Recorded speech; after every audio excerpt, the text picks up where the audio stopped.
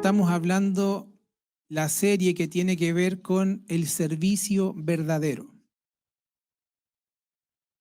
¿Por qué viene esta palabra a nuestra vida? Usted entenderá que cada uno de nosotros, en una medida, en un entendimiento quizás básico o no, queremos servir al Señor.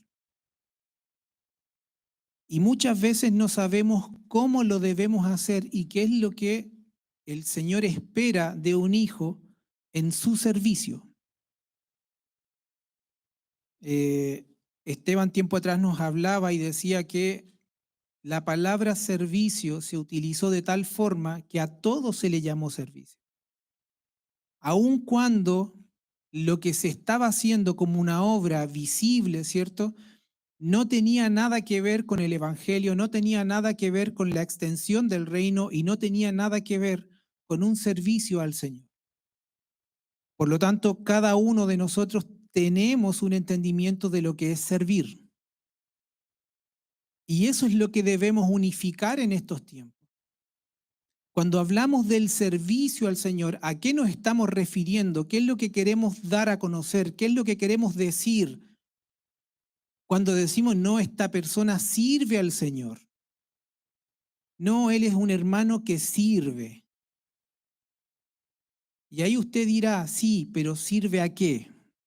Sirve a sus propósitos, sirve a sus hermanos, sirve al Señor con un corazón en donde el Señor sabe que todo lo que se está haciendo tiene que ver con el amor que tenemos a Él, con obediencia a lo que Él quiere, puesto que muchas de nuestras obras, si bien a los ojos naturales se ve un quehacer, se ve una labor, el interior no refleja el amor y el servicio al Señor dentro de la iglesia. Entonces muchas veces vemos obras que claramente las agradecemos porque hay que hacerlas, pero eso no dictamina si es un servicio al Señor. Por lo tanto, debemos unificar nuestros criterios cuando hablamos acerca del servicio que todos estamos dando al Señor, y esto nos incluye también a nosotros. La semana pasada pudimos hablar lo terrible que era ser esclavo del pecado, lo terrible que era vivir una vida, y fíjese esta contradicción, una vida muerta. Porque viviendo la vida no sabíamos que estábamos muertos en delitos y en pecados, hasta que el Padre decidió elegirnos, salvarnos y depositarnos en la vida de Cristo, en donde recién comenzamos a ver que había una vida. Recordamos lo que dijimos, que el ser humano que no ha sido rescatado de la naturaleza pecaminosa, lo que hace es complacer a su Señor. Simplemente él se deleita sirviendo a su Señor. Por eso es que los pecados para aquel hombre que no ha nacido de nuevo no es un tema en su vida. No es un tema mentir, no es un tema pecar, no es un tema hacer lo que él se le dé la gana, porque él lo que está haciendo es complacer a su Señor. Podrá tener remordimientos, pero eso no lo hará cambiar. Y aunque él quiera, su naturaleza lo lleva a vivir de una manera que tiene que ver con complacer a su amo y su señor, porque él es un esclavo que vive en función del pecado. Por lo tanto, mostramos lo terrible y desgarrador que era eso, pero también hablamos de la nueva vida que tenemos en Cristo. Entonces, hoy día vamos a hablar acerca del señorío de Cristo, de cómo Él nos salvó del pecado, pero también nos ha hecho esclavo por gracia. Y dijimos también que hoy día hablar de esclavitud es un golpe fuerte a nuestra mente, a nuestros pensamientos, porque de alguna manera hoy día todos luchan por la libertad. Usted puede ver en las noticias, usted puede ver hoy en día, todos luchan por tener una libertad, libertad financiera, libertad de expresión, libertad en diferentes ámbitos de la vida. Entonces, el hombre en su interior quiere ser libre, pero no sabe que no puede ser libre si el Hijo del Hombre no los liberta. Y esa es una verdad terrible porque usted se va a encontrar con gente toda una vida tratando de quitarse las cadenas inconscientemente, pero ellos no tienen las llaves de poder libertar. Por eso es que ahí la iglesia de Cristo cobra relevancia en cuanto a la predicación del Evangelio, en cuanto a las buenas nuevas del Evangelio. Usted conoce los pasajes bíblicos donde dice, ¿y cómo ellos van a oír si no hay quien les predique? Ahora, muchos podrían hablar de esta libertad, pero eso no significa que han experimentado la verdadera libertad. Por eso es que debemos, por el Señor y por su Espíritu, también exponernos a esto y analizar nuestra vida y ver y que el Señor pueda mostrarnos claramente la obra que Él ha hecho en nuestra vida para poder ser realmente personas que vieron la salvación del Señor y que son capaces de notificar la salvación que hay en Él. Muy bien, avancemos. Entonces dijimos hoy día que vamos a hablar acerca del señorío de Cristo, de cómo Él nos salvó del pecado, pero también nos hizo esclavo por su gracia. Dijimos que Dios, a aquellos que eligió, Él los salva. El hombre no tiene la capacidad de poder ver su estado de muerte, su estado de corrupción, no tiene la capacidad. Ayer leía algo y hablando un poco acerca de la naturaleza, que tiene que ver con la naturaleza de pecado y la naturaleza que tenemos en Cristo, que es una naturaleza santa. Y leía un ejemplo que me gustó mucho, en donde decían, si a un león en su estado salvaje, que tiene mucha hambre y no encuentra carne para comer, se le dan pequeños montones de, por ejemplo, de pasto, alfalfa, como se le dice. Por mucha hambre que él tenga, él no procesa que eso es un alimento para él. ¿Sí? Por lo tanto, él no lo va a comer, no lo va a ver como un alimento. No tiene la capacidad, por la naturaleza carnívora que él tiene, de verlo como un alimento. Cuando el ser humano, en su naturaleza corrompida, caída, depravada, con sus ojos cerrados, vendados, se le presenta el Evangelio, él no tiene la capacidad por sí mismo para poder verlo. ¿Por qué? Porque su naturaleza es contraria a la luz. La luz no tiene nada que ver con las tinieblas. Por lo tanto, él no tiene la capacidad de ver. Ahora, ¿cuál es la diferencia? Que el Padre a los que eligió les permitió ver. El espíritu de resurrección opera de tal forma en ellos que hace ver la miseria que están viviendo, pero también le muestra la vida de Cristo. Y es allí donde se produce ese milagro en donde somos rescatados de la muerte a la vida y recién cobramos conciencia de dónde se nos rescató. Esa es la primera conciencia que tiene que recuperarse en nuestra vida, de dónde fuimos sacados, de cuánto se nos perdonó, más allá de lo que usted piense, de lo que usted era, si era bueno, no era bueno, que no hacía cosas malas, que vivía una vida tranquila, sin hacerle mal a nadie, solo su existencia era motivo de ira de Dios contra usted. Así que no podemos pensar que porque no hacíamos cosas malas, ¿cierto? Estábamos bien. No, usted era contrario a Dios y Dios lo único que quería era que su ira cayera sobre usted. Pero esto no fue así.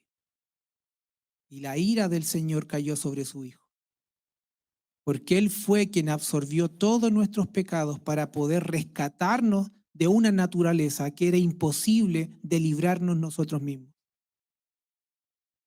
Por lo tanto, Dios salva a sus elegidos y los rescata del dominio de la oscuridad e ignorancia y los transfiere como sus propios hijos, como sus propios esclavos al reino de su Hijo.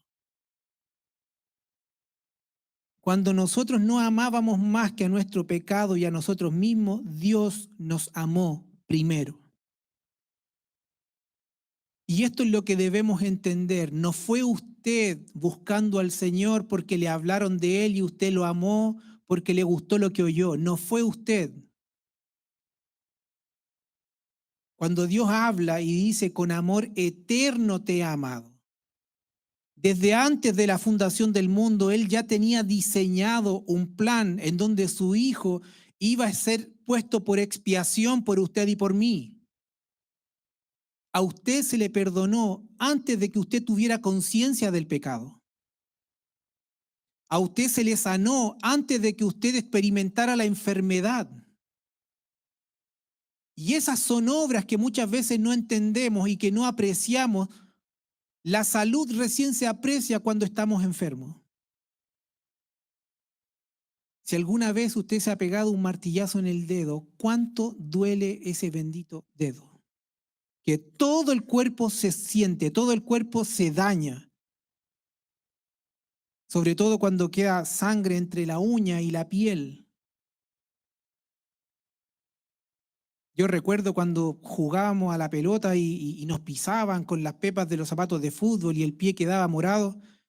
El papá lo que hacía era con una agujita pacientemente escarbaba, escarbaba, hasta que la sangre podía salir y recién uno descansaba. Imagínense lo que es terrible, lo terrible que es vivir una vida en enfermedad, en muerte, en esclavitud y no tener la conciencia de que ese dolor, de que esa amargura interna, de lo que busca la gente, de querer saciar, de verse lleno en diferentes cosas, nunca se puede saciar. Pero en Cristo tuvimos y experimentamos la libertad eterna que Él nos dio. El apóstol Juan explica en primera de Juan 4:10, dice, en esto consiste el amor verdadero, no en que nosotros hayamos amado a Dios, sino en que Él nos amó a nosotros y Él envió a su Hijo como sacrificio para quitar nuestros pecados. No fue algo que usted pidió, fue algo que Él decidió. Y el 4:19 dice, nos amamos unos a otros porque Él nos amó primero. Cada vez que no entendemos el amor de Dios en nuestra vida, nunca vamos a tener la capacidad ni vamos a experimentar el poder amarnos entre nosotros. Porque ese amor de Dios nos amó a pesar de nuestros errores, a pesar de nuestro pecado, a pesar de nuestra vida, nos amó. Y fue Él quien comenzó esa obra, no usted ni yo. Y entre nosotros, si no tenemos la capacidad de vernos y amarnos aún con nuestras miserias y con nuestros errores, entonces nunca hemos experimentado el amor del Señor. Usted debe saber que yo también me equivoco. Y en el amor que usted me tiene, debe comprender que también estoy experimentando un proceso hacia la perfección. Diga proceso hacia la perfección. Eso me permite entender que si mi hermano que está al lado se equivoca, me hace algo, yo debo entender que el amor de Dios con el que Él me amó también debe operar de mí hacia el hermano. La obra que fue hecha por el Hijo de Dios fue una obra iniciada en Dios y terminada en Cristo. Él inicia y Él termina. Por eso es que la palabra dice que aquel que comenzó la obra en usted, Él dice, será fiel en completarla. Él no está contando con tu fidelidad, Él está contando con la fidelidad de Él, porque Él ha puesto en tu vida una persona que fue fiel hasta el final. Y esa vida y esa naturaleza que experimentamos en el nuevo nacimiento produce una fidelidad en nosotros que nos permite avanzar a pesar de nuestras miserias y a pesar de nuestros errores. ¿Se imaginan si Dios estuviese con nosotros hasta el primer error que cometemos? ¿Cuántos de nosotros seguirían acá? Yo le digo, este micrófono aquí estaría sin mí. Entonces, la vida que Dios nos da a través de su Hijo no tiene que ver con las equivocaciones suyas, sino con las perfecciones de su Hijo. Y eso es lo que debemos entender. De no ser por su intervención determinada, todavía estaríamos impotentes bajo el cautiverio del pecado y muertos para con Dios. Si recordamos en los tiempos de la era romana, los esclavos no elegían a sus señores. No era que en un pedestal estaban los señores y los esclavos paseándose y decían, no, tú vas a ser mi amo. No era así. Eran los señores escogiendo a sus amos. Perdón, a los esclavos. El mercado romano de esclavos, las decisiones referentes al futuro de los cautivos, descansaba solamente en las manos del comprador, no en aquel que vendía. Siempre el que vende va a querer vendernos algo inflado. Pero la decisión siempre está en el que compra. Pero hay veces que nosotros elegimos en base a una motivación interna de nuestra alma y decidimos mal. Pero acá el poder lo tenía el Señor. Él el que iba a comprar. ¿Cuál es la similitud que podemos ver? Es que Dios eligió a sus esclavos. Y hay algo que es tremendamente poderoso que creo que todavía no nos damos cuenta.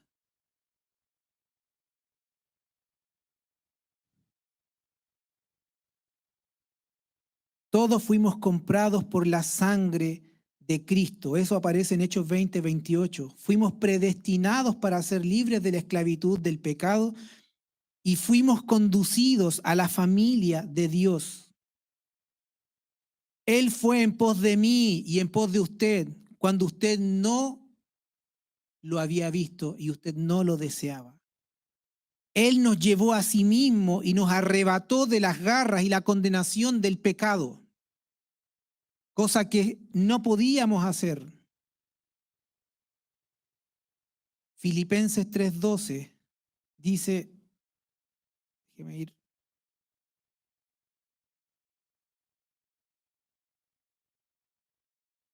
Dice el apóstol Pablo, no que lo haya alcanzado, ni que ya sea perfecto, mas prosigo para ver si alcanzo aquello para lo cual también fui alcanzado por Cristo Jesús. Él no dice yo abracé a mi Señor. Él dice que Él fue elegido cuando Él también estaba encadenado junto con todos los esclavos. Su Señor dice que lo eligió a Él, así como lo eligió a usted y a mí.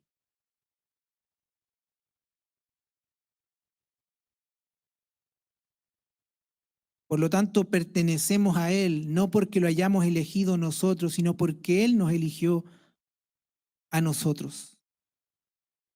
Y a diferencia del mercado romano, donde se elegía a los cautivos dependiendo su contextura física y de cómo ellos eran. Cuando usted va a la feria y ve una fruta, ve verdura, ¿cuál elige usted? La mejor, ¿cierto? Generalmente la mejor tiene un mayor precio. Nadie quiere en su sano juicio pagar mucho por algo que no es bueno. Entonces los señores cuando iban a comprar esclavos, ellos miraban la dentadura, contextura física, de acuerdo al trabajo que ellos necesitaban, era lo que ellos iban comprando. Si necesitaban gente, hombres, para labrar la tierra, ellos se fijaban en que su musculatura o su estado físico sea bueno, que no tengan deformidades, porque todo eso hablaba también de la calidad del Señor. Ahora, habían esclavos que también estaban en mayor alta estima y eran los esclavos que tenían que ver con el rey, que tenían que ver con un estado mucho mayor por sobre lo otro, en donde su vestimenta era distinta, pero cada uno de ellos fue elegido por su Señor y se iban eligiendo los mejores. Ahora, Primera de Corintios 1:26 al 28 dice, porque mirad, hermanos, vuestro llamamiento, que no sois muchos sabios según la carne, ni muchos poderosos nobles, sino que lo necio del mundo escogió Dios. ¿Sabe cuál es la paradoja de esto? Que tenemos un rey que viene a comprar esclavos y él no elige lo mejor. Él no se levantó temprano para poder elegir lo mejor. Cuando usted en la feria llega tarde, usted tiene que acomodarse a comprar lo que hay. Pero Dios eligió lo vil, lo necio, lo despreciado del mundo. Eso compró. Y allí usted y yo cumplíamos, el checklist estaba pero completo. Cumplíamos con todas las características. Pero él dice que lo hizo para avergonzar a lo sabio y lo débil del mundo, porque él lo escogió, para avergonzar a los fuertes. Y lo vil del mundo y lo tenido en nada escogió Dios, lo que no es, para anular lo que es.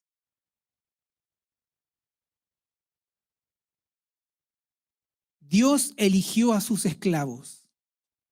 Pregunto, ¿qué piensas que Dios vio en ti que era atractivo para él? ¿Cómo está la autoestima? ¿Qué Dios vio en ti para que él pusiera un precio, un alto precio sobre tu vida y sobre mi vida? ¿Habrá visto algo bueno?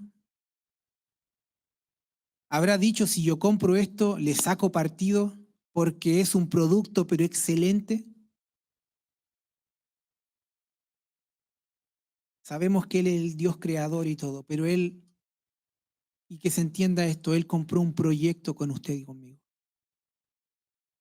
Él no miró lo deteriorado, ni lo bajo, ni lo vil que éramos, sino que Él nos vio con la vida de su Hijo.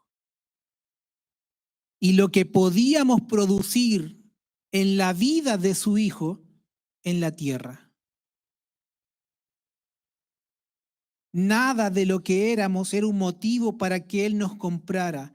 No tenemos algo de qué gloriarnos. Fue todo obra y gracia de Él. Él pagó el precio y el precio fue caro, fue alto, porque la vida de su Hijo fue dada por expiación suya y por mí. No fueron un par de monedas de oro, sino que fue la vida de su Hijo. y y damos gracias al Señor porque la salvación es un acto de principio y fin de Él. Usted y yo no decidimos, simplemente notificamos. Y como no tenemos la idea de a quiénes Dios eligió, notificamos a cuánto podemos ser notificados. Por eso es que está la gran comisión, id por todo el mundo. Hablen las buenas nuevas, hablen el evangelio, hablen que en Cristo hay salvación, háblenles a todos. No dejen que ninguno deje de oír las buenas nuevas, porque de todos los que están oyendo hay quienes el Padre ha elegido y los eligió para salvación. ¿No se alegra usted de que usted haya sido elegido por el Señor? Ahora, la competencia puede ser quién era más vil,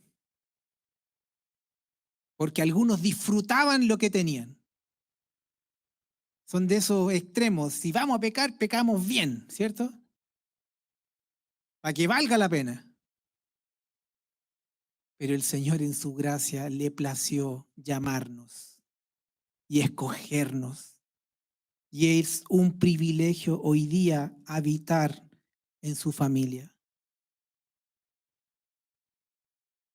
Ciertamente Él en su misericordia nos eligió para salvarnos a pesar de nosotros mismos, salvándonos no por alguna bondad que Él vio en nosotros, sino porque a Él simplemente le plació.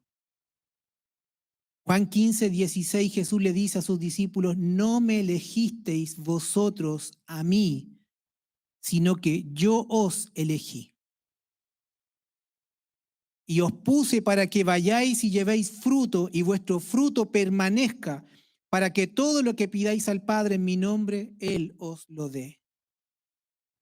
Cuando Jesús dice a sus discípulos, yo os elegí, eso estaba terminando con todo orgullo que ellos podían albergar en su corazón.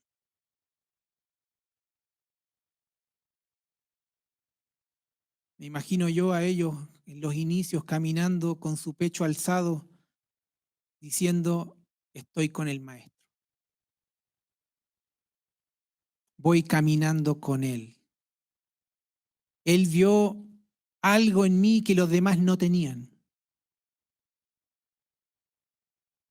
Él vio en mí una perfección mayor a todos los demás. Pero el Maestro les dice, hijitos, yo los elegí a ustedes. Así que saquen el orgullo que tienen en su interior, porque nada de lo que ustedes eran era atractivo para mí, porque yo los elegí. No fueron ustedes que se cruzaron en mi camino, yo los elegí. Así como en esta mañana te digo, el Padre te eligió y tú no tenías nada que ofrecerle a Él para que Él te eligiera. Nada de lo que yo era, nada de lo que yo tenía era un atractivo para que Él me eligiera a mí, sino que esto fue obra de su amor y de su gracia, que se derramó hacia mi vida en la vida de su Hijo.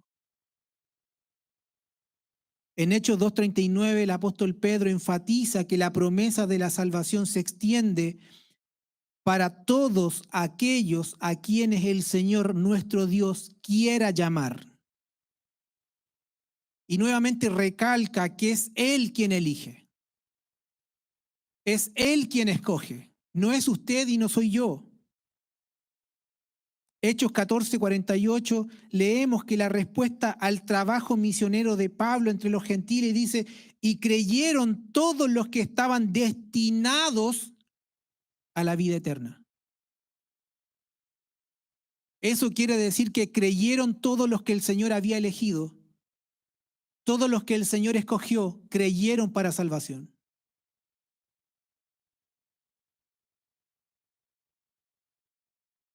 En cada caso fue Dios quien hizo la tarea, la labor de elegir, de llamar, de designar, de abrir el corazón. Y eso es lo que ocurre en cuanto a la salvación. Porque el nuevo nacimiento no ocurre por voluntad de carne. sino que ocurre por la voluntad del Señor. Por eso es que hemos creído muchas veces que una oración que nosotros le digamos a un hermano que repita, en nuestro querer, usted y yo queremos que él sea salvo, ¿cierto? Pero déjeme decirle que no estamos colaborando con el Señor, porque Él no necesita que a quien Él eligió repita algo. Él necesita que a quien Él eligió vea la vida de Cristo. Y de eso se encarga Él. ¿Cuántos de nosotros hemos visto personas que repitieron la oración una y otra vez y que pensamos que eran salvos en su vida y en su corazón y nunca lo fueron? Simplemente acallaban la conciencia estando donde debían estar, pero su naturaleza nunca fue cambiada. Y al más mínimo problema se iban y hacían lo que su naturaleza realmente les dictaba que debían hacer. Entonces debemos entender que cuando nosotros queremos colaborar en la salvación, para que una salvación que le pertenece al Señor se pueda manifestar en la vida de alguien, no podemos colaborar. No tenemos las aptitudes para poder colaborar en cuanto a la salvación. Simplemente pregonamos las buenas nuevas. Y Dios se encarga de los que Él eligió. Él los va a rescatar, Él los va a salvar, Él los va a establecer en la verdad de Cristo. Él les va a hacer habitar una nueva naturaleza que no tiene nada que ver con su deseo ni con mi deseo. Porque esta es una obra que le pertenece al Señor.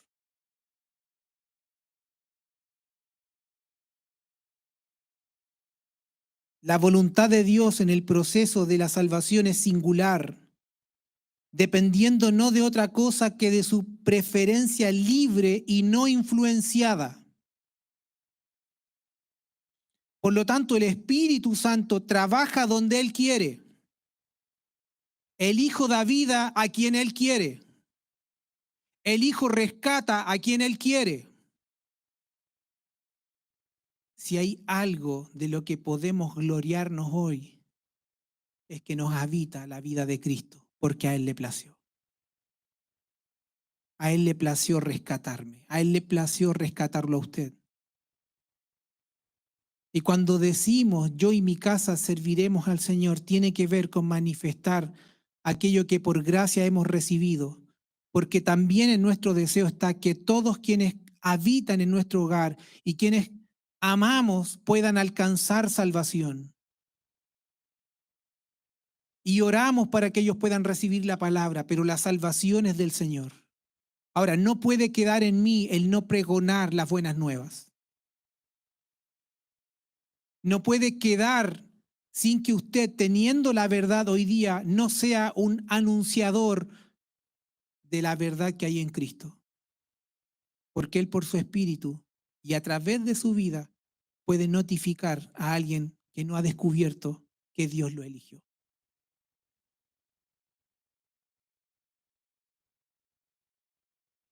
Cuando estábamos esclavizados en nuestros pecados, el Hijo nos libertó. Juan 8:36. Cuando estábamos ciegos por la incredulidad, Dios resplandeció en nuestros corazones para iluminación del conocimiento de la gloria de Dios en la faz de Jesucristo. No fue una obra suya. Cuando estábamos muertos en nuestras transgresiones y pecados, Él nos dio vida juntamente con Cristo. Nuevamente no veo la acción suya ni la acción mía en esta obra del Señor. Él es quien inició cada aspecto del trabajo de la salvación en nuestras vidas, de modo que no podemos ni tenemos cómo darnos el crédito de que algo hicimos en este proceso, el cual inició en Dios y terminó en Él. Mientras más conscientes nos volvamos de que somos fruto de su amor, más humildes vamos a estar en estos ámbitos. Porque aquí no se van a reunir los orgullosos altaneros que dicen tener una vida nueva, sino quienes reconocieron que no tenían ningún mérito para que el Padre lo escogiera. Y como vemos que todo esto es gracia del Señor, aprendemos a amar como Él. Aprendemos a mirar y a dolernos con el que se duele, a acompañar al que está solo, porque esto nos forma una élite de quienes fueron, aquí está la élite de los rescatados porque ellos eran algo afuera. No, aquí está lo que era vil y lo que era despreciado ante los ojos del Señor. Aquellos que en su naturaleza todo lo hacían mal. En donde el corazón de una iba a lo contrario a lo que Dios quería. Pero Él nos rescató y a Él le plació salvar nuestra vida. Y no solo nos dejó ahí, sino que nos hizo participantes de la herencia con Cristo. No solo nos hizo participar de su herencia, sino que también nos hizo participar de todos los privilegios que el Hijo tiene. Nos hizo sentar a su mesa. ¿Usted sabía que los esclavos jamás se sentaban en la mesa del rey? Ellos estaban destinados a una vida en servidumbre, pero era una servidumbre que era deplorable, porque jamás nunca iban a tener participación con el rey. Pero el Padre nos dijo, ven y siéntate a mi mesa. Disfruta del deleite, de la abundancia que hay para comer. Ya no estás comiendo migajas de lo que cae al suelo, estás comiendo de la plenitud de Cristo, estamos comiendo de su palabra, estamos comiendo de su vida, privilegio que otros aún no tienen. ¿Cuántas veces nos hemos presentado sin apetito delante de una mesa abundante? Porque nuestro pensamiento levanta argumentos delante del Señor que nos impide comerle a Él. No hay peor cosa que ir a un buffet abierto, pagar un alto costo y no comer nada. Hay algunos que le sacan provecho.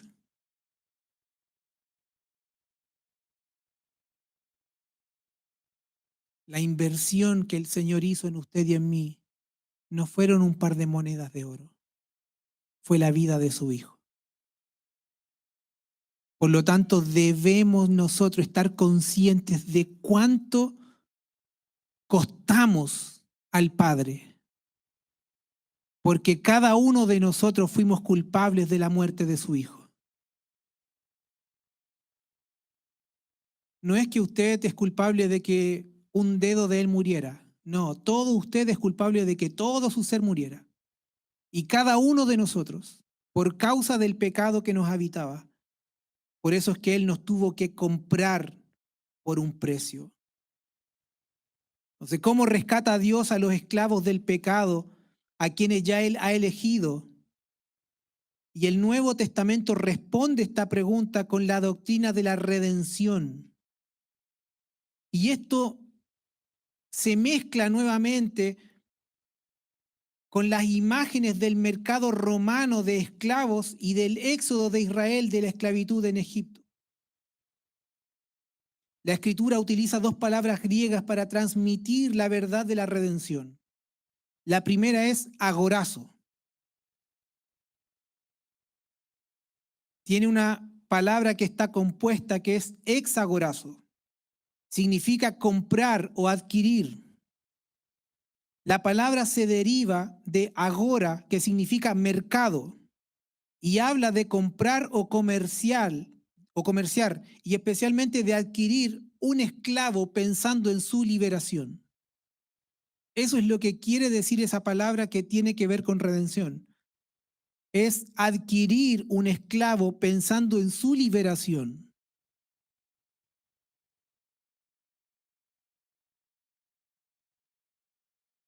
Desde una perspectiva teológica se refiere a la adquisición espiritual redentora. con la cual se pagó un precio para comprar a los pecadores de su esclavitud. De ese modo, el Nuevo Testamento dice que Cristo ha adquirido a sus discípulos habiendo hecho como si fueran su propiedad privada. También se dice que los ha traído de nuevo al Padre al derramar su sangre por ellos. Todo lo que tiene que ver con compra es un intercambio. Diga intercambio. Su vida no fue gratuita. Hubo un precio, se fijó un costo y ese costo era sangre. Pero no era cualquier sangre, porque la sangre derramada tenía requisitos. El requisito era que el sacrificio que se debía ofertar debía ser sin mancha, sin pecado. Ahora le pregunto, ¿había alguien en la tierra con esa capacidad de pagar ese precio? No. Por eso es que la salvación es un acto de principio a fin que le corresponde al Señor y que fue llevado a cabo en la vida de Cristo. ¿Cómo? La palabra dice que Él se hizo siervo, que Él tomó una forma de siervo, Él se hizo esclavo para poder pagar esta redención por nuestras vidas. Y la difícil tarea que Él debía hacer, que debía luchar contra su alma, porque Él sabía que tocando tierra Él iba a morir. Cada día, cada segundo, cada año que pasaba, le decía que su muerte iba a llegar. Si a usted le dicen, le quedan tanto tiempo para que usted viva, ¿a qué se dedica a hacer? ¿O qué es lo que hace usted en la vida? ¿Se consigue la plata que nunca tuvo? ¿Viaja por todos los lugares? ¿Se va con toda la familia a no sé dónde? ¿Disfruta lo que no disfrutó hasta que llegue el día de su hora? El Hijo del Hombre no pensó en su bienestar ni en sus deseos. Toda su vida fue complacer al Padre. Él no buscó otra cosa que hacer lo que ya había conversado con el Padre, que Él iba a rescatar a aquellos que se habían perdido. ¿Pensamientos pasaron por su mente de no llegar a la cruz? Claro que sí. Y Él también tuvo que batallar con el deseo de su alma, pero a pesar de que su alma estaba agitada, Él decía, Padre, que se haga tu voluntad. Padre, no he venido en la tierra para escapar de esto, yo quiero hacer tu voluntad. Si tu voluntad es que por causa de mi vida ellos puedan volver a ti, Padre, estoy dispuesto a hacerlo. Preservaré mi vida, me guardaré en santidad, haré tu voluntad para que el sacrificio que presente delante de ti, por el cual estoy pagando por cada uno de ellos, sea perfecto. Y no tengamos que recibir más animales muertos sacrificados delante de ti, sino que mi vida y el sacrificio sea perfecto y acepto delante de ti. Otro término griego para la redención es litro, y sus formas y todas sus formas relacionadas a ella, que se refiere específicamente a el dinero del rescate pagado por la emancipación de esclavos. Para todos aquellos que fueron vendidos al pecado. Y esto dice Romanos 7:14, dice, pero yo soy carnal, vendido al pecado. Es lo que reconoce el apóstol Pablo. Que en su forma de vivir él se da cuenta que también había sido vendido al pecado. Y esto incluye a todos los descendientes caídos desde Adán. Por lo tanto, la redención por medio de la vida de Cristo, era el único medio de rescate para librarnos del señorío maldito que nos estaba gobernando.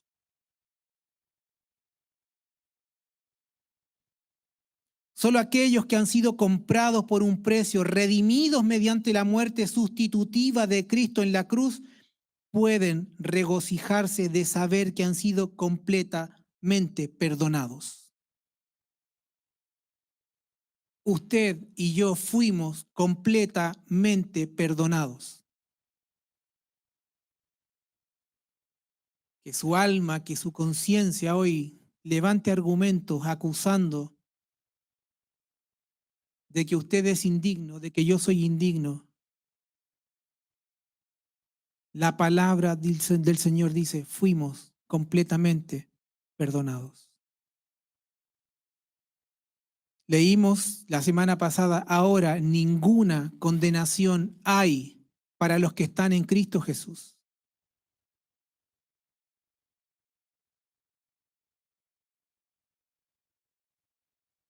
Hebreo 2:14 dice, por tanto, ya que ellos son de carne y hueso, Él también compartió esa naturaleza humana para anular mediante la muerte al que tiene el dominio de la muerte, es decir, al diablo, y librar a todos, aleluya, fuimos todos librados, los que por temor a la muerte estaban sometidos a esclavitud durante toda su vida. Es la obra redentora que Él hizo, nos libró de la muerte y de la esclavitud. Tuvimos una redención gloriosa a través de su muerte. Pero a diferencia de los esclavos de los tiempos romanos, el apóstol Pedro dice en 1 de Pedro 1:18, como bien saben, ustedes fueron rescatados de la vida absurda que heredaron de sus antepasados. El precio de su rescate no se pagó con cosas perecederas, como el oro y la plata.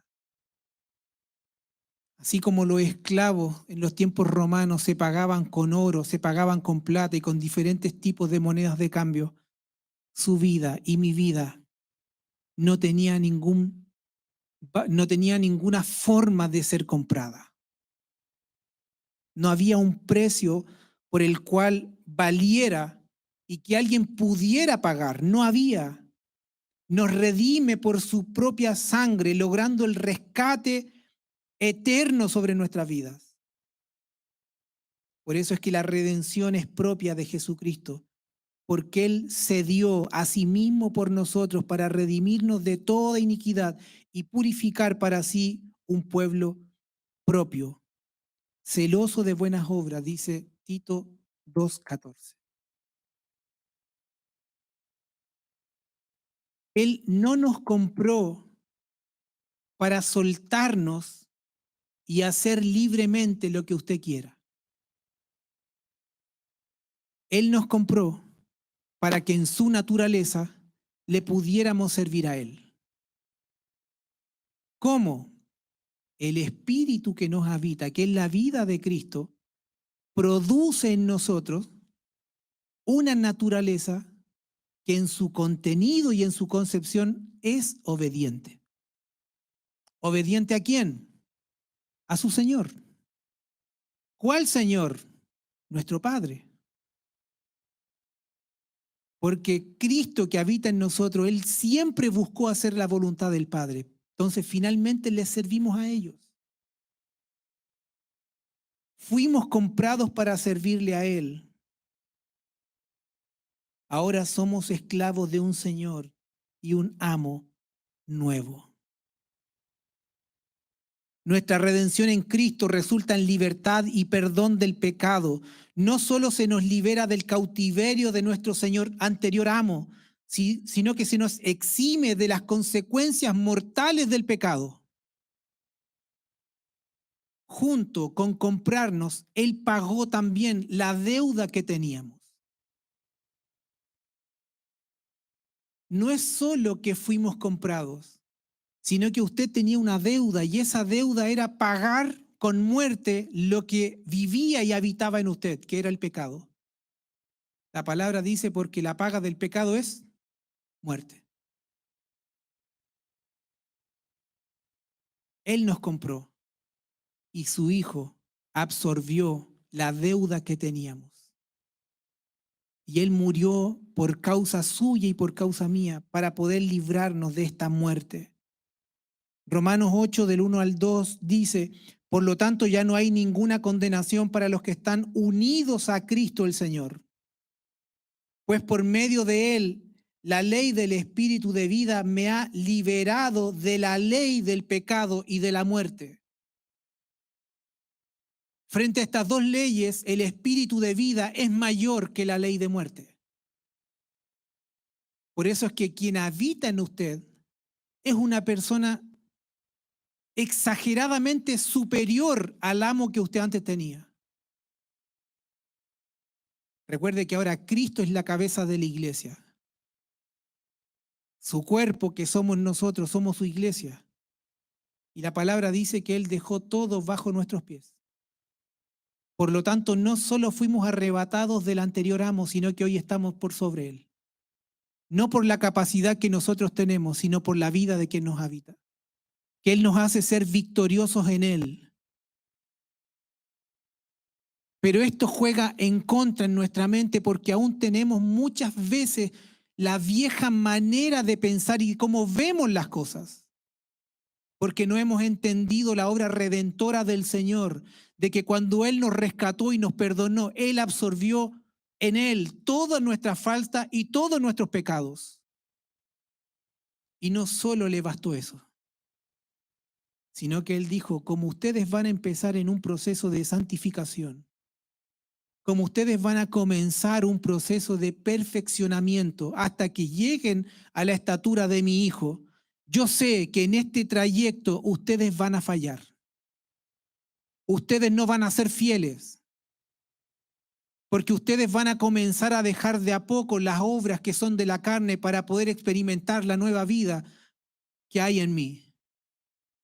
Entonces, como sé que ustedes van a fallar, como sé que el pastor no va a ser perfecto aún, hasta que él llegue a la estatura y a la medida de Cristo, necesito también ponerle un abogado. ¿Qué va a hacer ese abogado? Él se va a presentar frente al Padre y va a abogar por mí.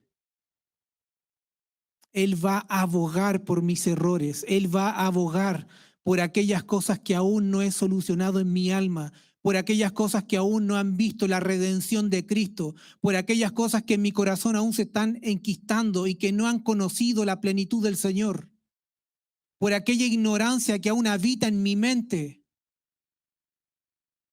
Todas esas cosas en el día a día nos hacen caminar muchas veces de una forma errática. Pero el Padre, que ya lo había visto todo, nos dejó un abogado. Y yo doy gracias por el abogado, porque si hay un abogado en la tierra que ha tenido mucho trabajo, es él conmigo. ¿Y sabe qué es lo mejor? Que el Padre no le dice, y otra vez vienes por Eduardo. ¿Qué hizo de nuevo? Él es fiel y nos ha representado una y otra vez, porque su obra no es tan solo por un momento, sino que Él nos rescató y el que nos rescató va a ser fiel hasta que lleguemos a terminar la carrera que Él nos ha propuesto que avancemos. No te quedarás por ahí si es que Él te eligió. Él será fiel en completar la obra en ti y te hará llegar hasta el final. No importa cuántas veces hayas caído en esta carrera. Lo único que importa es que te hayas levantado.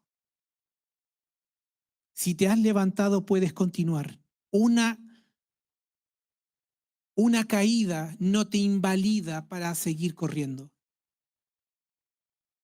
Pero si has decidido retrasar en tu vida aquello que el Señor ha propuesto llevar a cabo, eso tiene que ver con tu deseo. Pero tarde o temprano, el que comenzó la buena obra la ha de terminar y la va a perfeccionar en nuestras vidas. Debido a que estamos en Él, todos nuestros pecados pasados, presentes y futuros han sido perdonados por su nombre. Primera de Juan 2:12 dice, le escribo a ustedes, queridos hijos, porque sus pecados han sido perdonados por el nombre de Cristo.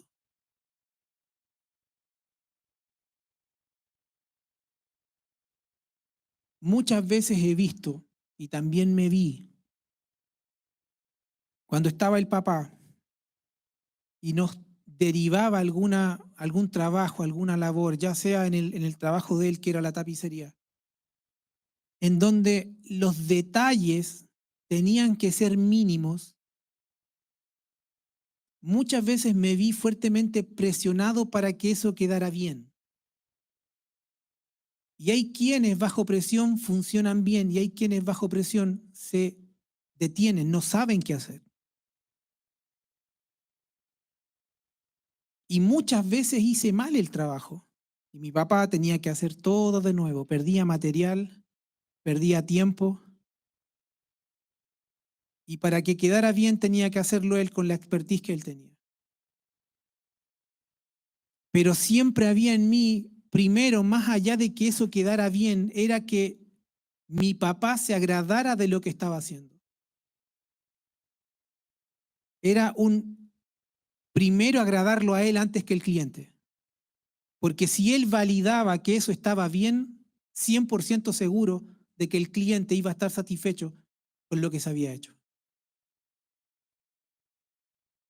Muchas veces nosotros queremos primero cumplir las expectativas del hombre.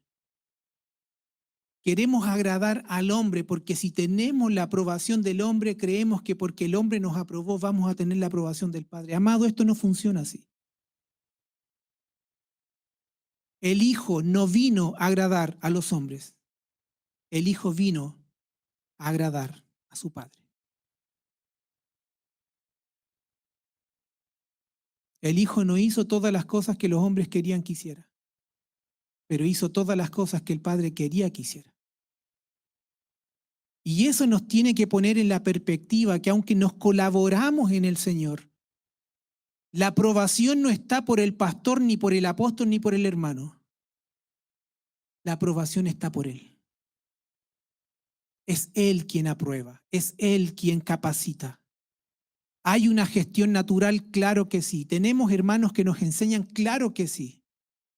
Pero ellos no son los que dan el visto bueno para enviarnos para el cielo, sino que es Él quien ve la medida de su Hijo en nuestra vida y nos encuentra aprobado. No hay otra manera.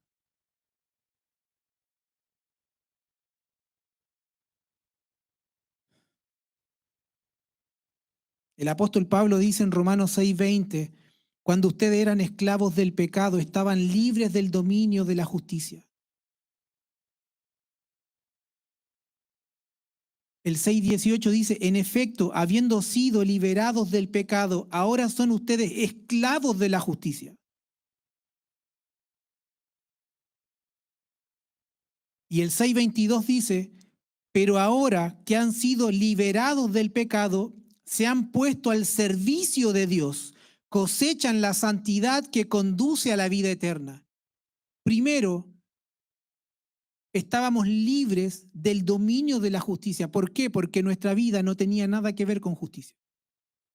Era una vida corrompida que no tenía nada que ver con la justicia de Dios. Dios dijo, no hay justo ni aún uno. Listo. Nada que ver con la justicia. Luego de eso, fuimos liberados del pecado y ahora somos esclavos de la justicia. ¿Quién es la justicia? Cristo. Somos esclavos de Él. Pero ahora que somos esclavos de Él y fuimos liberados del pecado, nos hemos puesto al servicio de Dios. Usted dice, pero ¿cómo si yo no he dicho? Automáticamente, por quien nos habita, le servimos a Dios. Y vamos a ver después de qué manera le servimos al Señor. Entonces se nos ha librado del pecado y esto quiere decir que ahora somos libres para obedecer, para vivir correctamente y procurar la santidad de nuestra vida, no por una obra que nosotros queramos hacer, sino por la naturaleza que se nos impartió y por el Espíritu de Dios que produce en nosotros el querer como el hacer. ¿Cuándo? Diga cuándo. Cuando hay un corazón humilde, cuando no hay un corazón altivo, cuando hay un corazón que reconoce que lo único que quiere es servir al Señor.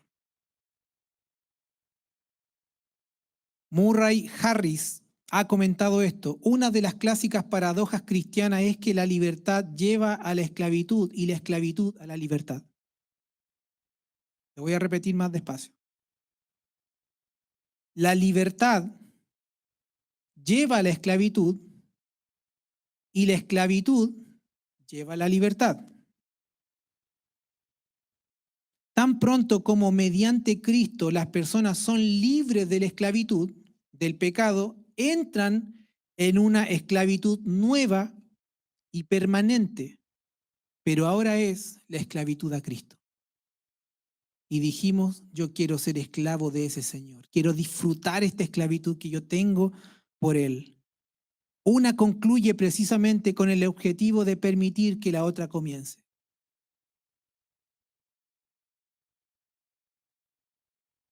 Somos esclavos de Cristo.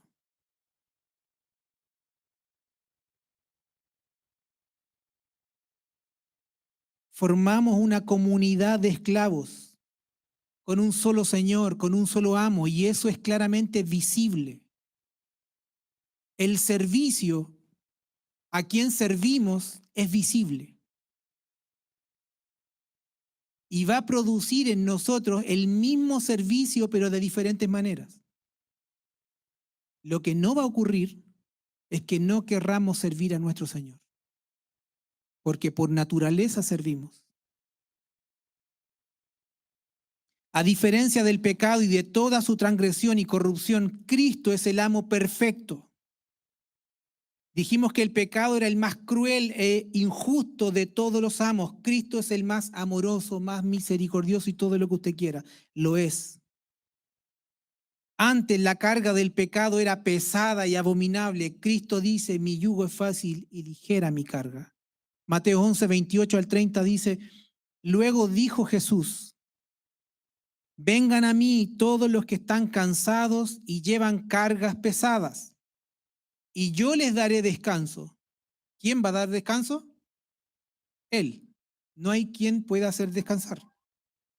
Pónganse mi yugo, déjenme enseñarles porque yo soy humilde y tierno de corazón y encontrarán descanso para el alma. Y termina diciendo porque mi yugo es fácil de llevar y la carga que yo les doy es ligera o es liviana. ¿Cuántas veces transitamos nosotros con mochilas de culpas de nuestra vida pasada? Usted no sabe lo que es correr con peso. Los que hemos ido a trekking de acá, el último que hicimos, yo me llevé una mochila y muchos se reían porque llevaba muchas cosas. Cosas que para una excursión donde tenemos que subir cerros no es bueno. Se termina la espalda dolorida, los pies adoloridos, los hombros adoloridos. Pero cuando me quité el peso para poder continuar, la cosa cambia. Llegué último igual, pero llegué. Pero es distinto. Es distinto llevar y echarse a los hombros un peso por el cual ya alguien pagó para que no lo llevásemos. ¿Por qué la mayor de las batallas se lucha en nuestra mente? Porque la mente natural trae recuerdos de nuestras fallas y eso es un obstáculo para estar frente al Señor. Pecaste, fallaste, lo volviste a hacer de nuevo, de nuevo, de nuevo, mentiste, dijiste, no hiciste, prometiste, no cumpliste. Y todo eso se va llenando sobre un bolso con una capacidad inmensa. Y estamos todos abatidos, estamos todos cansados, vamos caminando una vida No disfrutamos, ¿por qué? Porque la culpa que tenemos en nuestra mente no nos permite avanzar a la velocidad que el Espíritu propone. Esto usted lo puede tomar y si quiere llevarlo para aquellos que no han conocido a Cristo está bien, pero también le pega a usted en este tiempo. No sobrecargue su vida con cosas que el Padre ya quitó. Deje de recordar el pasado, porque el pasado lo único que hace lo detiene en el presente. Si usted quiere indagar en el alma humana, siempre va a encontrar basura. Siempre. Abracemos la gracia del Señor, abracemos la misericordia del Señor y avancemos. Por eso el apóstol Pablo se dio cuenta de esto y él dice, yo quiero correr ligero esta carrera y me despojo de todo. Saco todo aquello que me impide correr. Usted sabe cómo está hoy día la tecnología. Antiguamente el fútbol se jugaba con una pelota de cuero que cuando se mojaba era prácticamente pegarle un fierro. Hoy día los balones de fútbol tienen un peso, una característica. Los zapatos de fútbol pesan nada. Es como que si usted anduviera con pie descalzo. Los atletas, los trajes que tienen, los nadadores, todo tiene que ver para que no haya resistencia. Nada se oponga cuando ellos van avanzando. Mientras que nosotros queremos arroparnos mucho más con culpabilidad, con pecado y un montón de cosas. Y no nos damos cuenta que eso no nos deja avanzar. Por eso el apóstol Pablo dice, yo me quito todo, dando a entender que si para que tenga menos resistencia es necesario correr desnudo, corremos desnudo. Porque él está mirando la meta. Y él dice, yo prosigo, prosigo. No dejo que nada de esto sea un peso para mi vida, sino que por la gracia del Señor sé quién soy, sé de dónde me sacaron, procuro no pecar, procuro avanzar, mantenerme en Él en santidad, pero prosigo a la meta. Porque si fallo no es un pecado que voy a tener en la espalda, sino que el abogado ya lo quitó. Y sigo avanzando. El pecado atrapa a sus esclavos en la oscuridad y la muerte. Cristo brinda luz y vida a todos aquellos a quienes dio vida juntamente con Él. Colosenses 2:13 dice, ustedes estaban muertos a causa de sus pecados porque aún no les habían quitado la naturaleza pecaminosa. Entonces Dios le dio vida con Cristo al perdonar todos nuestros pecados. Diga todos. Todo es todo.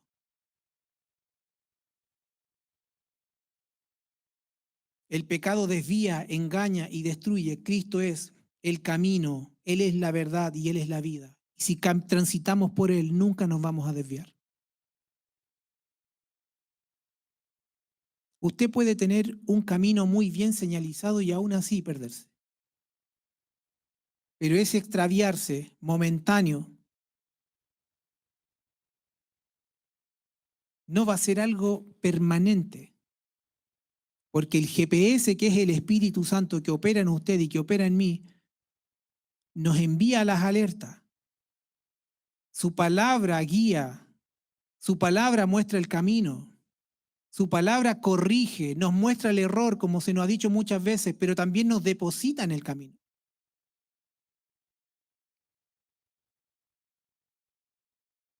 En tanto que la esclavitud del pecado consiste en todo lo aborrecedor, perjudicial, horrible y despreciable. La de Cristo implica todo lo bueno, todo lo glorioso.